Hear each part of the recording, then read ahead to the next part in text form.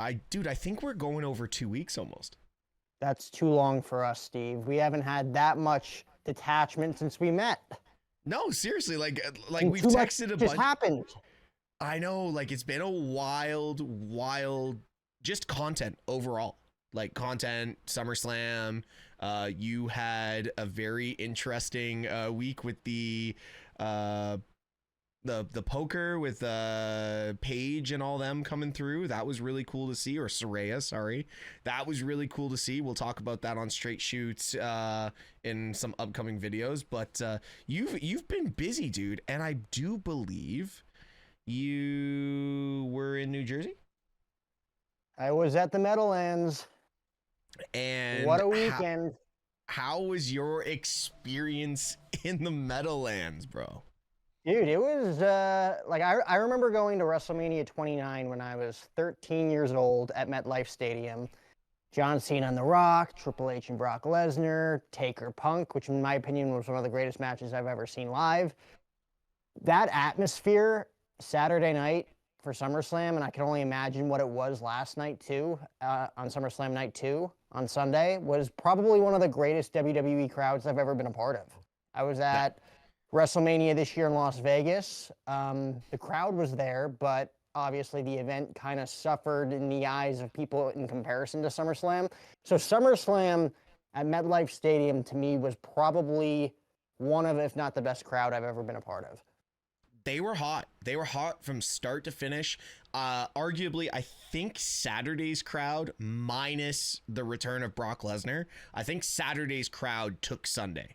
Like, I just, for some reason, it felt like Saturday's crowd just was ready to erupt. And I think, who was it? Triple H said, if there was a roof on top of MetLife Stadium, they would have blown it off.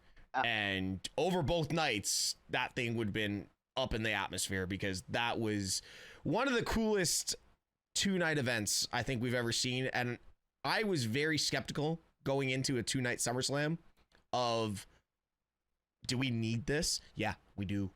I am That looking. That was WrestleMania level production too. That was a WrestleMania stage. It was a WrestleMania ramp. WrestleMania stadium. I mean, it was WrestleMania. Yeah, it was. It's like they said, sorry about WrestleMania 41. We're gonna redo it at SummerSlam.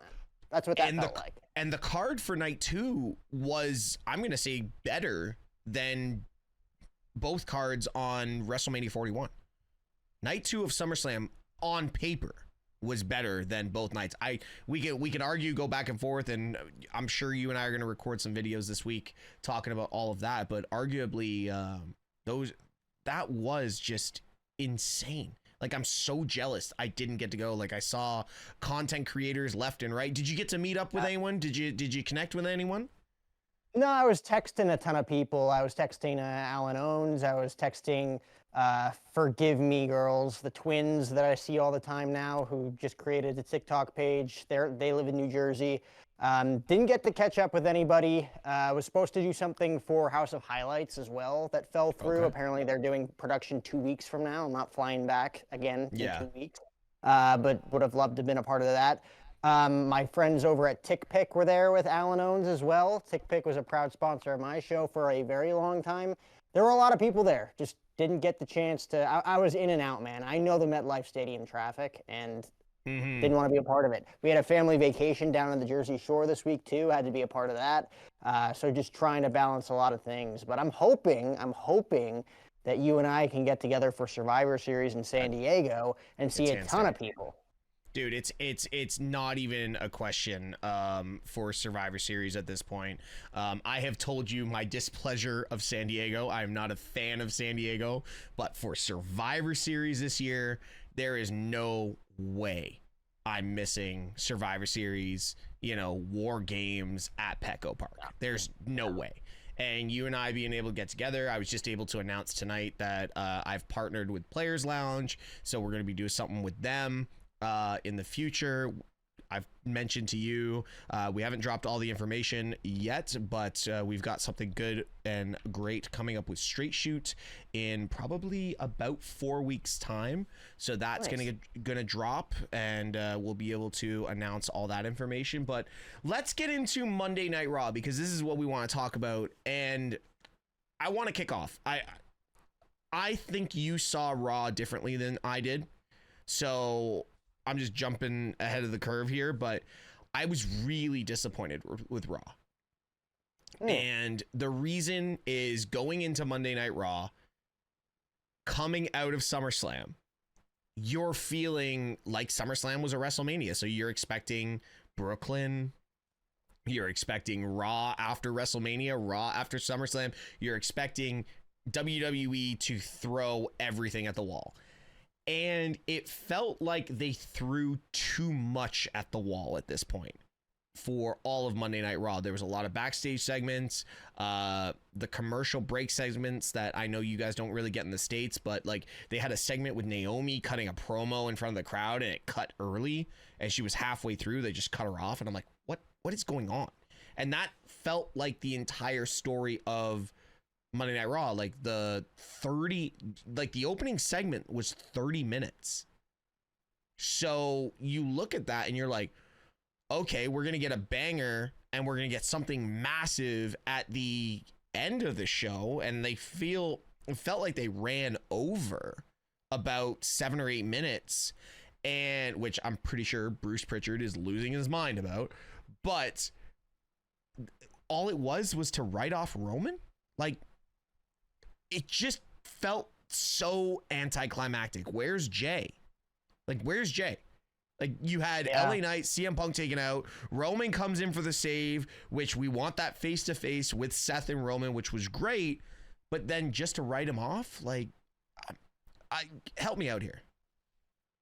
I don't know if they're necessarily writing him off. I mean, he's taken tsunamis before in the past. And then, I mean, on this build up to SummerSlam, he took 3 tsunamis, I think, like last week on Raw. So it's like, I don't necessarily think they were writing him off, but if they were, I get it too. Roman Reigns has, in my opinion, has earned the time with his family and has earned to show up at PLEs, this generation's Brock Lesnar, but way better. Because he can actually wrestle. Almost broke his neck on Saturday, though. I do got to say that. He almost wrote himself off with that dive over the top rope, landing on both Braun Breaker and Bronson Reed. But I didn't mind it.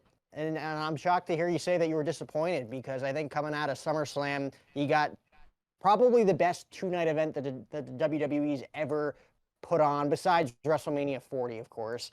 Yeah. And coming off of it, you got to see CM Punk try to kick Seth Rollins' ass. You got a World Heavyweight Championship match in the main event. You're probably going to see some sort of potential feud with CM Punk and LA Knight, both going after Seth Rollins and potentially each other. Who knows? Maybe Roman Reigns sticks around and we have Punk, Reigns, and LA Knight against Seth Rollins, Braun Breaker, and Bronson Reed. Though after a SummerSlam tag team match, that might not make sense. But I think there was a lot more into this Raw. It introduced new storylines. In my opinion, a great promo between Becky Lynch and Nikki Bella over the Women's Intercontinental Championship. I will say, and I wanted to text you over this, probably the most awkward promo I've ever heard in my life between Charlotte Flair and Alexa Bliss before the Judgment Day came out. Very weird. They couldn't say the F word. They couldn't say the A word. I'll say the A word right now. It was awkward. It was very awkward. Yeah.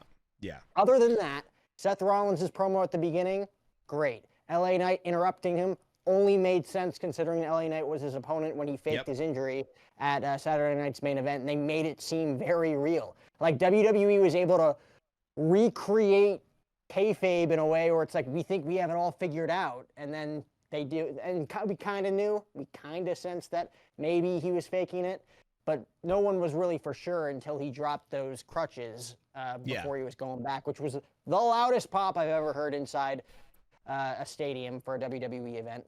I could only imagine what it was like when Lesnar's music hit. But to me, that was an exceptional Monday Night Raw for after 2 of the greatest events that they've put on in recent memory. I was not disappointed tonight. I wasn't expecting like Cena and Lesnar to brawl or anything like that. Yeah. I was expecting Seth Rollins and CM Punk to be the mainstay of that show. And the fact that we got Roman once again after they started rolling the credits, you saw the copyright image in the bottom right-hand corner, thinking, and I kind of knew, I'm like, I feel like it's not over. It's kind of like WrestleMania again, like the night after WrestleMania. And then Roman's music hit. I hope they're not writing him off. If they are, we'll see you in Riyadh for the Royal Rumble, Roman. No, But I feel like he's going to be around. I feel like he's going to be at War Games at the very least. Oh, War Games at very least, but just remember he's going to film Street Fighter, and Street Fighter is being filmed in Australia. So, but isn't Cody Rhodes in that movie too? And they just put the strap on him. They just put the strap on him, but like Cody's like a full time. He wants that John Cena schedule. WWE will do everything to have a jet available, a G350 ready for him to fly across the ocean every now and again, just to get to every show. Like, if you look at it too, if you look at the entire schedule, and I believe I'm correct on this, this is the back end of the Eastern schedule, and then we're moving back over to the West Coast for going right into Survivor Series, I believe. So we've got the international dates, right? So we have Perth, we have Paris for the PLEs. So everything is going to be towards the West Coast. And then we're probably going to get like Vegas. We're probably going to get Phoenix. We're probably going to get Austin. We'll probably get Portland, all that kind of stuff. So we're going to get everything over on the West Coast. So Cody, that jump over to film is going to be pretty easy for Cody to do if WWE lays out the red carpet for him to do that. I don't think Cody's going to take movie roles when pro wrestling is his number one. And they wouldn't have done what they did at SummerSlam with the full passing of the torch. Like, that was a genuine... I don't think we've ever seen a more pure passing of the torch than we did. I didn't think John Cena was coming back as the face. I thought it was a pure work. But that was the purest passing of the torch we've ever seen in pro wrestling. 100%. I mean, Rock Hogan is like that was more so a double turn of what we thought we were going to see at SummerSlam this year. But yeah, I mean, we've seen Cena kind of pass the torch to Roman Reigns back in 2017, though, like, we didn't really want it or accept it. This was more of like, even like Rock passing the torch to Cena at 29. That's kind of what it felt like, even though like Cena was already the guy. This was a true, like, Cody Rhodes is the next white meat babyface, and Cena passed the torch. To me, I feel like I would have preferred a way better storyline to turn John Cena babyface, as opposed to him just realizing his error, like the error of his ways, which, like, of course, only John Cena can turn himself babyface by realizing the error of his ways, right? Or like maybe they'll pass it up and say Cody Rhodes brought back the real John Cena, right? And only Cody Rhodes can do that because he's also a white meat babyface. But I would have preferred something a little bit different. The fact that we're most definitely never going to see the payoff to that Rock Soul storyline.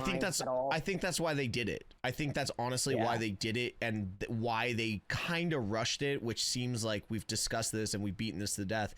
It's almost like with so many PLEs and so many major episodes of WWE coming up that they seem to be rushing the storylines, and if it just doesn't work, they'll just throw something into it. And that's what it felt like that John Cena promo was, and that's why I'm like, I'm not buying this. I was adamant that we were gonna get a kick to the nuts or something, a title shot, whatever. And then everyone talking about like, oh, Cody's gonna reverse it and we're gonna get the double turn. And it's just like, no. Like, my biggest argument about the whole thing was, who fills Cody's shoes? There's no one. There's literally no one. If Cody disappeared tomorrow, there's no one, no pure, right now ready white meat babyface, like you said, ready to jump into that position. You could say Braun Breaker, he's technically a heel. Trick Williams hasn't even been called up yet. You look at Joe Hendry, he could get pulled from TNA and sign his contract with WWE. I don't think Joe Hendry's ready. We had a conversation a few weeks ago about a woman, kind of a female, stepping into that position. The only two people that myself and my entire chat came up with was Rhea Ripley and LA Knight. But who do either one of those people want to take the Cody Rhodes schedule? I think they would if they could. If LA Knight was offered the Cody Rhodes gig and you're the new face of the company, he'll do whatever it takes, especially with the age and Rhea Ripley as well. Yeah. Oh, well, the thing is, they wouldn't make him the guy at his age anyways. It's going to be the to me, Braun Breaker is the clear-cut future of the WWE from every angle. He can get over with the crowd as a face. We've already seen it. He can be a great heel. We've already seen it. He's going to get the Paul Heyman rub for years to come. We're already seeing that. Yeah. Right now, if Cody Rhodes left to go film Street Fighter for 3 months with Roman and we didn't see him, CM Punk is your guy. He's the guy that's going to be there week in and week out on television, telling stories alongside, John Cena for the next few months. I feel like now that Cena's a babyface, he can justify, and I feel like now that it's coming down to the wire, I believe there's 12 dates left to be exact. Yeah. I feel like he's going to add a couple more dates. I feel like once we come down to the wire, and I could be wrong, but I hope I'm right, that John Cena is going to be like, all right, for these final 2 months, let's be on TV almost every week. Like, let's actually see what we can do. I think Cena is the type of personality, like the type of human that he wants to legitimately stick to what he said.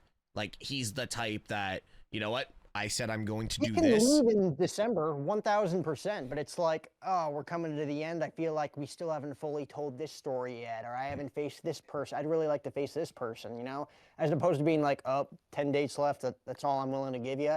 I feel like towards the end, he's going to add like a Raw or SmackDown. Like, there's going to be like 1 or 2, maybe 3 dates that he adds.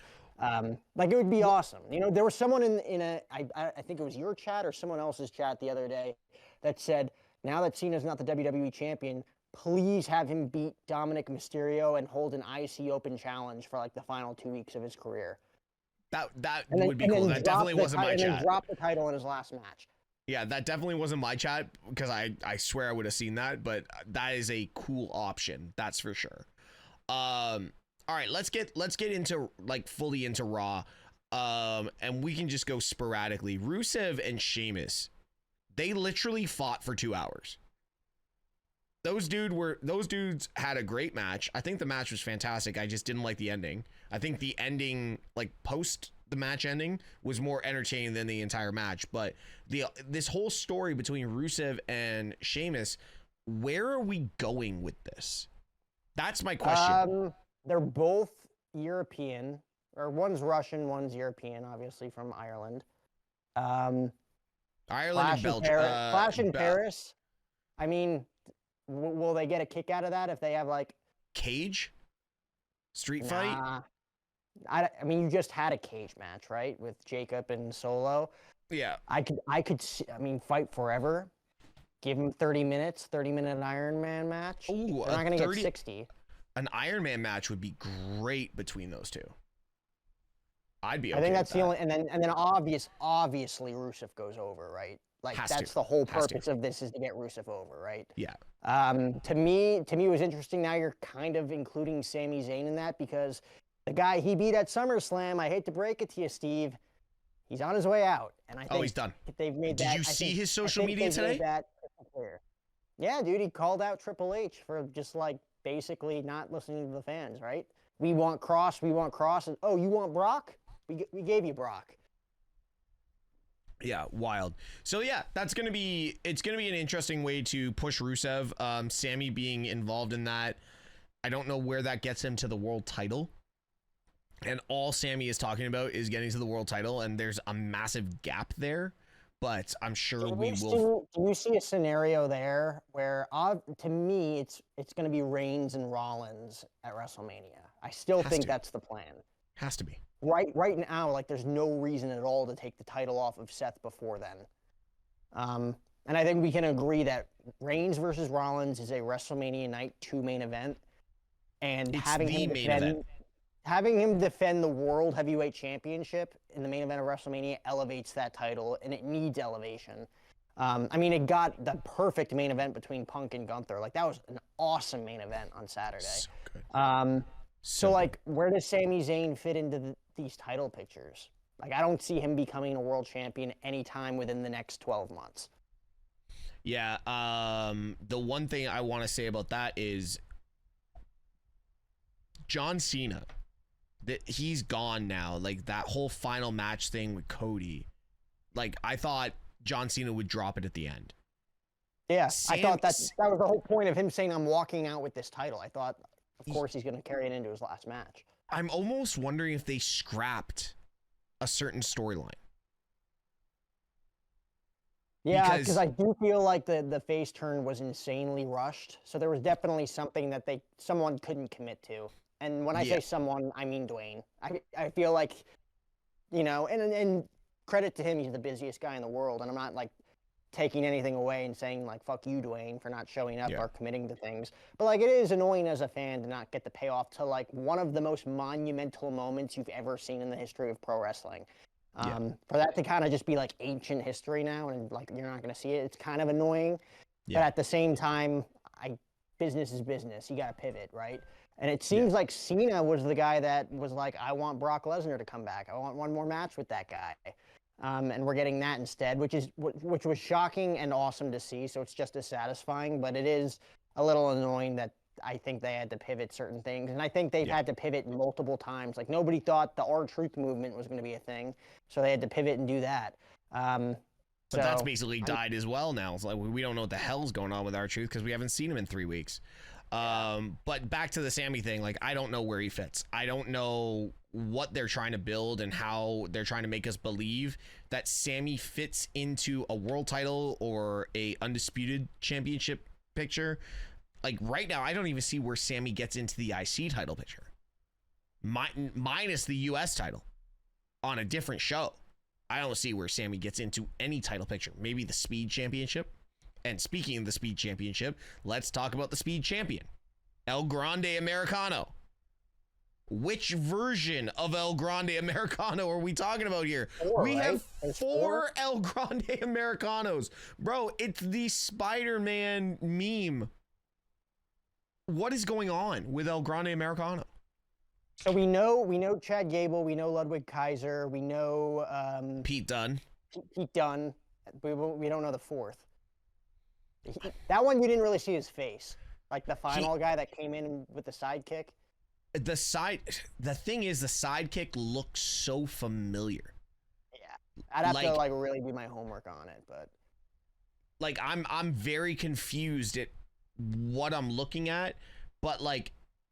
Are they trying to make El Grande Americano just a full-blown meme, or are they actually building something here? That's the beautiful thing about pro wrestling, Steve, is that we get to guess every single week. I still would love to see Omos wearing that mask. I think that would be the greatest thing ever. Omos comes out in El Grande Americano gear, I'm going to die. But with this whole segment, talking about the El Grande Americanos, Dominic Mysterio, the hottest heel, I'm going to say, in pro wrestling. Like, he is the hottest face heel. That's the only way I can describe it in pro wrestling. Dominic Mysterio is so over right now. That match against AJ Styles was phenomenal. I think building the homage to Eddie Guerrero and the way they built that around the entire match was beautiful. But even tonight, like, I don't know if you saw the commercial break segment, but the crowd was so hot for Dom, just chanting like dirty, dirty Dom, all that. And great match against Dragon Lee. But are we finding it to be a direction for Dom that yes, the IC title is priority, but with this AAA event coming up on August 16th, are we going to see Dom as the face of AAA? It's an interesting take. I don't necessarily think that he's going to be like a mainstay on AAA. It helps AAA. WWE just signed them. It's good cross promotion, but at the same time, you're still building Dom to be one of your stars of the future. You talk about the Braun Breakers of the world, the Bronson Reeds of the world, Dominic Mysterio. Whether we like it or not, he's going to be a mainstay on WWE television for like 20 years to come. So I could see them going that route. I could see him being a very prominent figure on AAA, but I don't think he's going to be like one of their guys. I don't see WWE utilizing any of their current top guys that sell a lot of merch and make a lot of money for the business and putting them into another company. I've got another take on this. I see they've invested in AAA. They need to make AAA mainstream. And I'm almost going to say this right now. Coming out of August 16th, I cannot think of the name of the event for AAA. But I'm going to say Dominic Mysterio walks out with the Mega Championship and is carrying the AAA Mega Championship on Monday Night Raw. With the IC title. With the IC title. Double champ Dom. the ego boost, the cockiness, everything that Dominic Mysterio is. They're gonna put a rocket to Dominic Mysterio and literally have him run AAA. Obviously, have Vikingo come up and do run-ins on Raw to give more views to AAA to bring back that investment. I'm gonna say that right now. Dominic Mysterio will be the face of AAA for probably the next 5 years. Do you think we will get one more Ray versus Dominic match in AAA? I think AAA is the position that WWE needs to take for that match to have Ray's retirement match. It has to be AAA. Like, personally, I think if in a multiverse of madness, Ray's retirement match for me should have been against like Eddie Guerrero if he was still here in WCW, if WCW was still available. Now that Dominic is who Dominic is, and AAA being where Ray basically came from, this is Dominic versus Ray for the Mega Championship or the IC title, the WWE IC title on AAA television. That would be probably the best retirement match for Rey Mysterio. Interesting. I mean, I wouldn't have thought that, 5 minutes ago, but now you've explained it to me and you got me hooked. I've processed it. I'm on board with it. I think it would be really cool to see Dominic Mysterio be the double belt, the two. What did Becky always call herself? Becky two belts. Double champ, two belts. Dommy two belts in WWE and in AAA. I could see it. And I don't think people would be annoyed with it either. I think it's actually going to sell more merch for AAA. You got Mr. Iguana, who's literally the most over. I had Vigilante sent me a photo while he was in his suite with Mr. Iguana with the iguana on his shoulder. Like, the guy is so over. It's so cool to see. AAA is going to be a massive part of WWE. They, unfortunately, and this is nothing against Alberto El Patron, they needed to get rid of him to solidify that buyout, if that makes sense. And granted, a lot of people in the comments could turn around and say, well, we could talk about Brock Lesnar and all this shit too, which I'm not even going to get into that conversation, but like, WWE now controls AAA, period. There's nothing else that they have to worry about in AAA. Now, take a WWE guy, a Latino WWE guy with the name Mysterio, and make him the face of the company, bro. Money. That Mexican community is going to take over AAA. AAA is going to be one of the biggest tickets sold for the future. And I love it with Dominic Mysterio at the helm. So going into, I want to shift though, because you mentioned Becky Lynch. What a segment. I've not reacted. And my reaction, I'm pretty sure I haven't even looked at my phone. I guarantee there's tens of thousands of views on that reaction already. Becky Lynch violated Nikki Bella. Like, granted, I was not happy that Nikki Bella was the next, person to challenge Becky. We're probably going to get that at Clash in Paris. But that was a personal violation that I never thought we would see since the whole Ronda Rousey thing with the Bellas. What was that, 2018, 2017? I mean, she was still with John, if I'm not mistaken, in that era. That was like the tail end. No, that's because she said the only reason you're relevant is because John Cena, you climbed into John Cena's bedroom and then he kicked you out through the door or whatever it was. So no, that they weren't together anymore. 2018. There you go. I believe 2018 is when they officially split up. Because I am a fan of the family. I have watched Total Bellas every single season.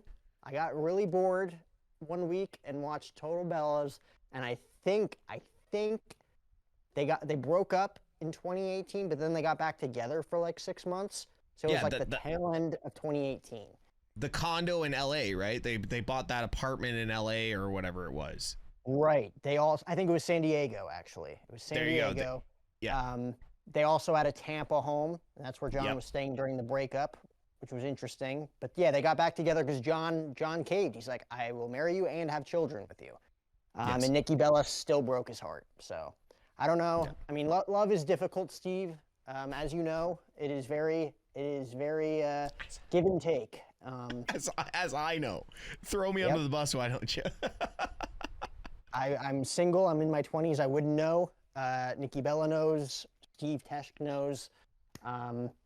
Yeah, I believe it was 2018. So that was, I believe the line from Ronda Rousey was, the only door you've ever kicked down is the door to John Cena's bedroom. Yes. I believe that was the line. But Becky Lynch completely ran that line over tonight. You know, basically saying, don't talk about me and my hot husband. Seth freaking Rollins, the World Heavyweight Champion. They are the biggest power couple in WWE now, as she alluded to. And she's like, and I knew as soon as she said that line, I'm like, is she going to pull the trigger? Is she going to pull the trigger right now on the thing that nobody really talks about ever since John Cena and Nikki Bella have both been on WWE programming consistently lately? And I might be the only one invested in that. We talked a few months ago when Nikki Bella returned to Raw in Phoenix and John Cena was going to be there. I'm like, what if a heel John Cena cuts a promo on Nikki Bella? Like, yeah. I would have probably been the only one with his mind blown. Because everybody in the comments were just like, nobody wants to see that, dude. You're an idiot. But tonight, I'm like, is Becky Lynch going to pull the trigger? And when she said, but wait a minute, weren't you the most power couple with, oh my God, you know, like, I'm like, oh, okay, they're going to go there. And the crowd reacted to that as if it was the biggest burn in WWE history. Dude, Brooklyn, the thing is, they did it in the right city. Like, Brooklyn, like, you know, you walk, I've never been to Brooklyn, but I have a lot of friends and relatives that live in the Brooklyn area. And it's just their mentality. If you've got a good burn, like, it's like the world ended. And to have whatever it was, 15, 17,000 people in Barclays for that. And for Becky to drop one of the coldest lines. I think that was actually the coldest line Becky's ever dropped in any promo. Easy. It was low-hanging fruit, too.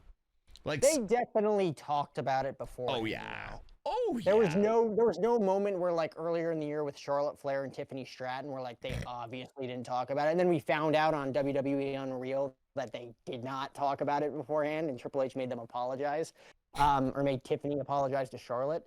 Yeah. This was a moment where immediately I'm like, oh, Nikki's reacting to this well. She's, like, throwing her hands up in the air. She's like, yeah, that was a real burn right there. You know, like, they talked about it, which was good.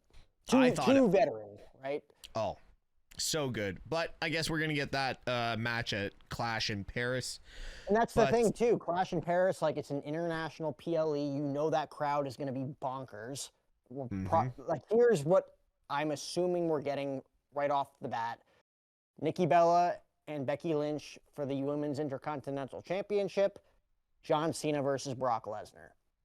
I don't know what else is going to kind of fill that card as of right now. Seth Rollins, it looks like, has a few challengers on his hands. Yeah. So I don't know how they're going to play that out necessarily. I think the Punk-Rollins feud is probably going to run through the rest of the 2025 calendar year before they get to Roman and Seth.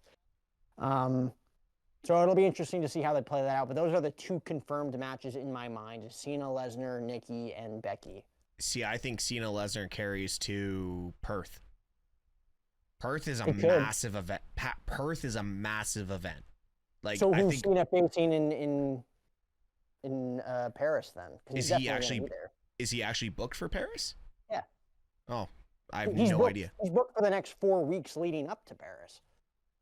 Then it's just going to be, well, it might be him and Lesnar and then maybe a rematch in Perth. But, like, I feel Brock and Cena is more valuable in Perth.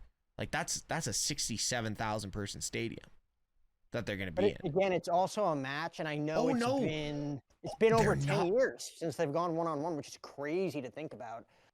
But, like, the second he F5 John Cena, I'm like, oh, I'm 16 again, you know? Yeah. Like, it's a 23-year feud. It really, I mean, it's not quite Cena Orton. it's not quite Cena Punk, but it is like a legendary WWE feud for us growing up. But at the same time, it's like you could do that match in Paris. The crowd will be great for it. Yeah. And who knows? Maybe you're right. Maybe this carries on, and this could carry all the way to War Games. I mean, could you imagine a John Cena-led team with like Cody Rhodes, CM Punk, Roman Reigns, and Jey Uso to take on Brock Lesnar, Seth Rollins, Braun Breaker, Bronson Reed, and like Drew McIntyre? Like, that's an all-star War Games match. It's an all-star War Games match. I don't think we're going that far with it, and I've just made a mistake in what I was saying. They're actually not in a stadium in Perth. I believe they're in just a regular arena. They're not doing Optus Stadium again. So they're going all the way to Perth to be in an arena. That's interesting. I believe they're just in a larger arena. I don't believe they're in Optus again for that event. I could be wrong, but from what I remember, I'm pretty sure it's a stadium. But no, we never know. But Paris is going to be crazy. Yeah, they're in RAC Arena for Perth. So it's only going to be 20,000. So that's a weird situation on that part. So Perth isn't actually going to be as big as we thought it was. But overall, Paris is going to be, Clash in Paris. It's the first time they've gone outside the UK for Clash. Yeah, I can see that Paris crowd getting a special night. So overall, dude, I think we've covered most of the key points of Monday Night Raw. But what is your ranking? Because I came in pretty negative on my feeling on Monday Night Raw. What's your ranking overall of the entire show? The Becky-Nikki promo was awesome. Yep. I thought the ending is exactly what it needed to be. Seth Rollins needed to be on top, and we needed to see how dark of a cloud that this Seth Rollins Empire group and stable is, with Rollins, Heyman, Breaker, and Bronson Reed. Bronson Reed is collecting Jordans left and right these past 2 weeks. That's probably going to be a thing. He's probably going to have a kick-ass collection of Roman Reigns' shoes. The Shulafalas. Like you had the Shulafalas.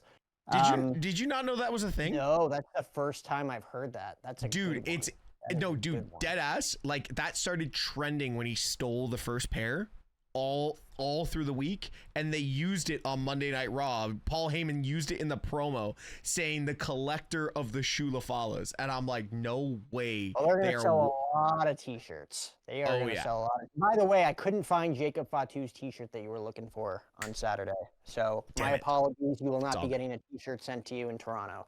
I'm gonna give it a 7.5. I'm gonna assume you're gonna go lower than that. 7.5, I feel like, is reasonable. That show was a good show following SummerSlam. It's not the Raw after WrestleMania, but like, it is a Raw where it's like new storylines are being introduced. And I thought it ended the way that it needed to end, and we got all the big names. They saw CM Punk, they saw Roman Reigns, they saw LA Knight. A lot of fans love LA Knight. They saw a world title match, and they saw a lot of great promos. So I give it a 7.5. Overall, like, on paper, I think the show was really good, but I think the execution of the show was just a little lacking in my mind. Like you said, that Charlotte Flair, Alexa Bliss segment, even though I love Charlotte and Alexa together, I think this is the best version of Charlotte we have ever gotten. I think just Charlotte relaxing and enjoying herself is great to see. Don't even care what the stuff was said on Unreal. I just like this version of Charlotte, and then obviously me being a complete mark for Alexa Bliss is great. But the execution was just so poor. This episode felt very Judgment Day led, which we've not seen in like a year. And then the build at the start of the show compared to the execution of the end of the show, for me, I just couldn't get through it. I personally, if I wasn't on stream, I probably would have turned it off and done something else. I'm going with a flat 6 out of 10. Like, that's probably the lowest ranked I've ever done a Monday Night Raw since we started doing this. It doesn't beat my Saturday Night's Main Event 4, but no, that's true. Low. Yeah, so I'm going 6 out of 10 on that. But guys, in the comments, let us know what you thought of the show. Guys, appreciate you guys being on the stream. Jack and I are back together. I think we can say we are going to be creating a hell of a lot of content this week because we got a lot to talk about. But guys, like always, be good people.